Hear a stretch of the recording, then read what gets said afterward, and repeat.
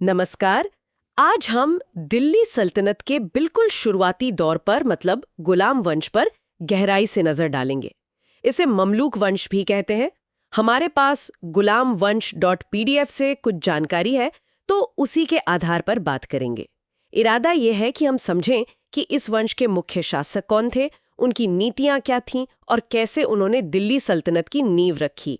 चंदावर के युद्ध के बाद, जैसा कि स्रोत बताते हैं, मुस्लिम शासन स्थापित हुआ भारत में और फिर आई दिल्ली सल्तनत।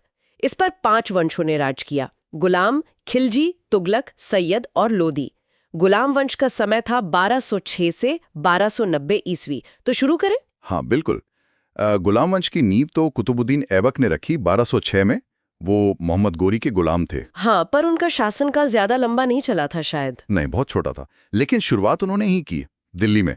पर सल्तनत को असल में जिसने मजबूत किया, इल्तुतमिश ने लाहौर की जगह दिल्ली को राजधानी बनाया। जी हाँ। और शायद इसीलिए कई इतिहासकार उन्हें दिल्ली सल्तनत का वास्तविक संस्थापक मानते हैं। जी, क्योंकि पहले वाले तो लाहौर से ही चला रहे थे सब कुछ। सही कहा। दिल्ली को राजधानी बनाना सिर्फ जगह बदलना नहीं था, ये एक बहुत बड़ा रणनीतिक फैसला था। रणनीतिक कैसे? देखिए, इससे सल्तनत गजनी के असर से थोड़ी दूर हुई और भारत के अंदर एक मजबूत अपना केंद्र मिला। अच्छा। तो वास्तविक संस्थापक वाली बात इसी संदर्भ में काफी अहम हो जाती है। और एक और बात जो मुझे काफी दिलचस्प लगी वो ये कि वो खुद कुतुबुद्दीन ऐबक के गुलाम थे। हाँ। इसीलिए उन्हें गुलाम का गुलाम भी कहा गया। क्या सफर रहा होगा। बिल्कुल। और स्रोत ये भी बताते हैं कि वो एक इलबारी तुर्क थे और ऐबक के टाइम में बदायूं के गवर्नर भी रह चुके थे। ओह, तो मतलब प्रशासन का अनुभव पहले से था। जी बिल्कुल। उनके दरबार में एक मशहूर इतिहासकार का भी जिक्र आता है, मिन्हाज उस सिराज। हाँ, तबकाते नासिरी के लेखक। उस जमाने को समझने के लिए ये किताब बहुत जरूरी है। सही। उनके लेखों के अलावा इल्तुतमिश की एक और चीज जो बहुत चर्चा में रहती है वो चालीसा दल। हाँ, चालीसा दल, तुर्काने चहलगानी या चारगान भी कहते हैं इसे। ये क्या था असल में? 40 लोग थे। हाँ, मोटे तौर पे ये 40 वफादार और काबिल तुर्क सरदारों और कुछ गुलामों का एक समूह था। अच्छा। इल्तुतमिश ने इसे अपनी सत्ता को मजबूत करने और प्रशासन को ठीक से चलाने के लिए बनाया था। हाँ। ये उनके भरोसे के लोग थे। लेकिन एक सवाल मन में आता है, क्या इतने ताकतवर 40 लोगों का एक गुट बनाना कहीं ना कहीं आगे चलकर खतरनाक साबित नहीं हो सकता था? ये सवाल तो बहुत वाजिब है। मतलब क्या उन्होंने अनजाने में ही सत्ता संघर्ष के बीज बो दिए थे? देखिए, उस वक्त तो ये व्यवस्था काम कर गई। हाँ। उसने शासन को स्थिरता दी। लेकिन हाँ, ये बात सही है कि शक्ति जब कुछ ही हाथों में सिमट जाती है तो बाद में वो चुनौती बन सकती है। और शायद बनी भी। हाँ, आगे चलकर हमें इसके संकेत मिलते हैं। तो इल्तुतमिश ने तो चलो नींव डाल दी जी। लेकिन उनके बाद क्या हुआ? स्रोत बहराम शाह का जिक्र करते हैं 1240 से 42 तक। जी। उन्होंने एक नया पद बनाया, नायब ए मामलिकात या नायब उल मुल्क। ये जो नायब का पद था, ये असल में सुल्तान से भी ऊपर हो गया। सुल्तान से ऊपर? ये कैसे? मतलब सारे अधिकार, सारी ताकत उसी नायब के पास आ गई।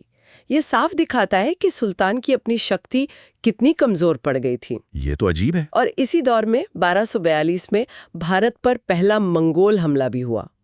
और आखिर में हुआ ये कि सत्ता का संघर्ष इतना बढ़ा कि उन्हीं तुर्क सरदारों ने, शायद चालीसा दल के ही लोगों ने, बहराम शाह की हत्या कर दी। बाप रे, मतलब जिन्होंने शक्ति दी उन्होंने ही। खैर, तो बहराम शाह के बाद मसूद शाह आए, उन्हें भी हटा दिया गया। हाँ, उन्हें कैद कर लिया गया। फिर आए नासिरुद्दीन मोहम्मद 1245 से 65 तक। इनके बारे में कहते हैं कि ये तो बस नाम के सुल्तान थे। काफी हद तक सही बात है। नासिरुद्दीन महमूद ने अपनी लगभग सारी शक्तियां अपने नायब बलबन को सौंप। बलबन के हाथ में थी। नासिरुद्दीन महमूद में उन्हें उलूग खां की उपाधि दी थी और अपनी बेटी की शादी भी उनसे की थी। और फिर यही बलबन सुल्तान बने, गयासुद्दीन बलबन। जी हाँ, 1265 में। और यहाँ से कहानी एकदम बदल जाती है। दस्तावेज कहता है कि उन्होंने नासिरुद्दीन महमूद के बाद सत्ता संभाली और एक नए वंश, बलबनी वंश की शुरुआत की। लेकिन सबसे मजेदार बात तो ये है कि वो खुद उसी चालीसा दल के सदस्य थे और सुल्तान बनते ही उसे खत्म कर दिया। बिल्कुल, यही विडंबना है। बलबन समझ गए थे कि सल्तनत को बचाना है तो सुल्तान की ताकत और इज्जत बहाल करनी होगी। चालीसा दल बहुत ताकतवर हो गया था। तो उन्होंने क्या किया इसके लिए? उन्होंने राजत्व का दैवी सिद्धांत पेश किया। कहा कि सुल्तान नियाबत खुदाई है, यानी ईश्वर का प्रतिनिधि। ईश्वर का प्रतिनिधि। हाँ, और जिल्ले इलाही यानी ईश्वर की छाया, ये सिर्फ कहने की बातें नहीं थी। इससे उन्होंने सुल्तान का पद आम अमीरों से बहुत ऊंचा कर दिया। और नीतियां, वो तो काफी सख्त थी शायद। बहुत सख्त। मंगोलों के हमले का डर था तो एक अलग सैन्य विभाग बनाया, दीवाने अर्ज।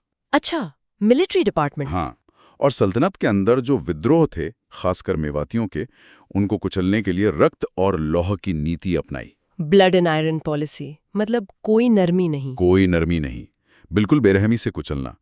दरबार में भी कड़ा अनुशासन लागू किया। ईरानी रस्में शुरू की, सिजदा और पेबोस। सिजदा और पेबोस, ये क्या था? सिजदा यानी घुटनों पर बैठकर सुल्तान के सामने सिर झुकाना, और पेबोस यानी सुल्तान के पैर चूमना। ओह, ये तो काफी चरम पर था। हाँ, मकसद था सुल्तान का खौफ और दबदबा कायम करना। उन्होंने ईरानी त्योहार नवरोज मनाना भी शुरू किया और जासूसी का भी तगड़ा इंतजाम किया। बरीद ए मुमालिक नाम से गुप्तचर विभाग बनाया, ताकि अमीरों पर नजर रखी जा सके। बिल्कुल। अमीर खुसरो जैसे विद्वान भी उनके दरबार में थे, ऐसा स्रोत में लिखा है। तो इतना सब करने के बाद वंशकांत कैसे हुआ? बलबन की मौत का कारण बड़ा दुखद था। उनका बेटा मुहम्मद मंगोलों से लड़ते हुए मारा गया। बलबन इस सदमे से उभर नहीं पाए और उनकी मौत हो गई। ओह, उनके बाद उनके पोते कैकोबाद शासक बने, पर वो अयोग्य थे। दरबार में फिर से साजिशें होने लगी और आखिर में 1290 में जलालुद्दीन खिलजी ने आखिरी गुलाम शासक को हटाकर खिलजी वंश की नींव रख दी। तो अगर हम सार देखें, गुलाम वंश ने दिल्ली सल्तनत की नींव रखी। ऐबक संस्थापक थे। हाँ, इल्तुतमिश ने उसे संगठित किया, राजधानी दिल्ली लाए, चालीसा दल बनाया। सही। और फिर बलबन ने आकर सुल्तान की सत्ता को एकदम चरम पर पहुंचाया। दीवाने अर्ज, सिजदा, पायबोस, रक्त और लौह नीति, ये सब। बिल्कुल।